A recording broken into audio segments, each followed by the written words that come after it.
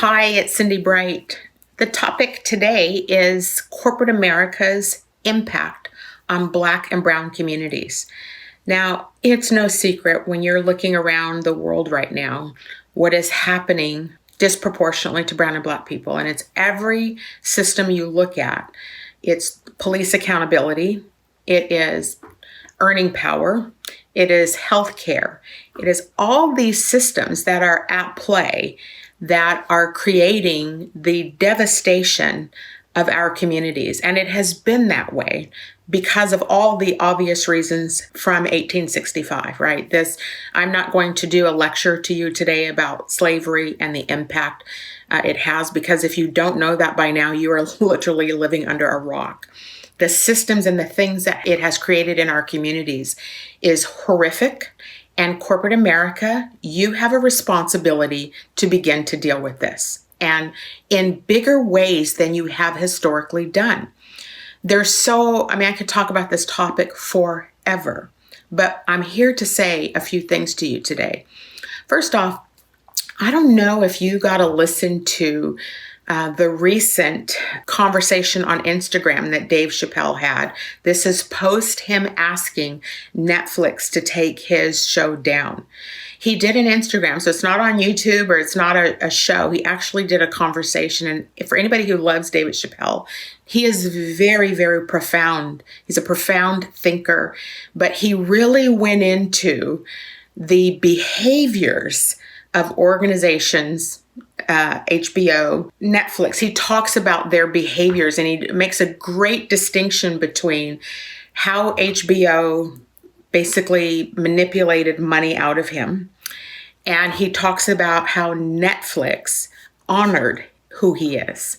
And I'm not going to do it justice to explain it, but there was a quote that he said that I thought was so brilliant. And he said, ladies and gentlemen, know what's in the hot dog that you're eating. And when I heard that, I was like, right? Because nobody ever knows what goes into those hot dogs when we're eating them. And we all know that it's gross and not good for us. That hot dog is a metaphor for corporate America and its systems and the things that it does to Black people. Taking our earning power away from us, stealing our ideas and monetizing them, not treating us respectfully in the process. Want us as long as we're able to help you make money, but are you there for us to help us make money? And when you use what we have, I've heard more Black women say to me, and it's been really interesting because we as Black women are often guarded about sharing anything that we do or have professionally because it is stolen from us. The company puts their logo on it and then they take credit for it and never bother to do anything for us, to pay us in the process. Pay is something I harp on a lot because we are still earning 63 cents to the dollar in corporate America. And people who don't choose to be in corporate America, or who are people like in my lane, gig economy or consulting workers, the things that we have to go through to earn money is insane. And it is not comparable to what the white people have to go through. It's just that basic and that simple, but the behaviors around greed, taking credit for our work, that is so real that I almost feel like I can't even explain it to you in this short video.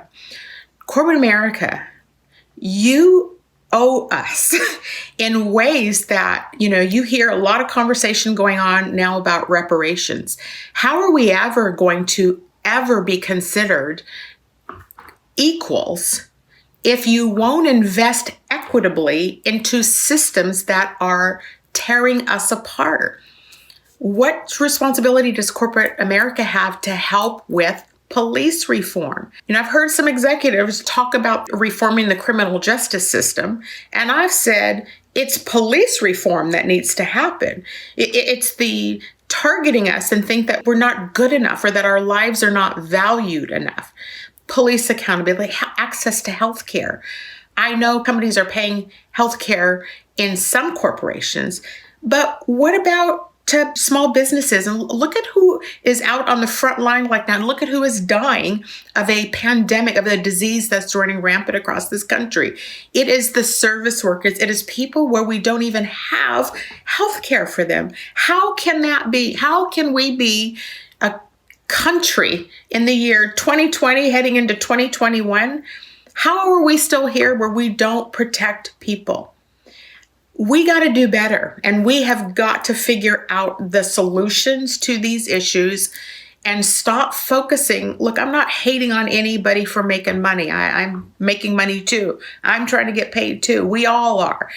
But there is a line.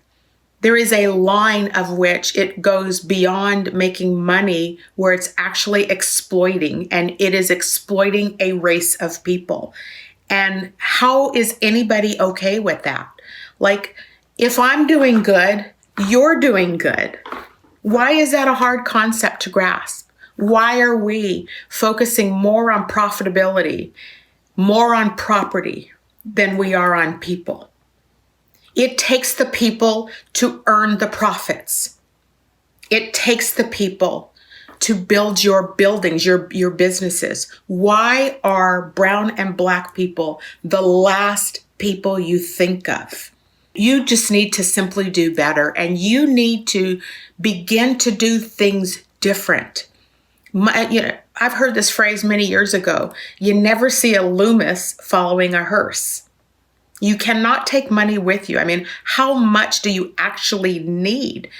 When we see people out here in need, I can't live with myself knowing that other people are being marginalized because of my actions. I couldn't do it. That does not feel like it is morally responsible or it's socially responsible. And so while this sounds a little bit political, it is, because politics and business are intertwined.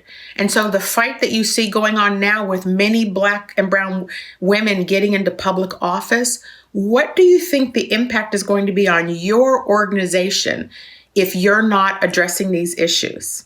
There is so much I can talk about on this, and in fact, would invite you onto my show, Heartbeat Radio, that airs every Wednesday night at 7 p.m. We talk about what I call the heart condition of this country. That is what it's going to take to shift outcomes. I look forward to hearing from you at Cindy@cindybright.com.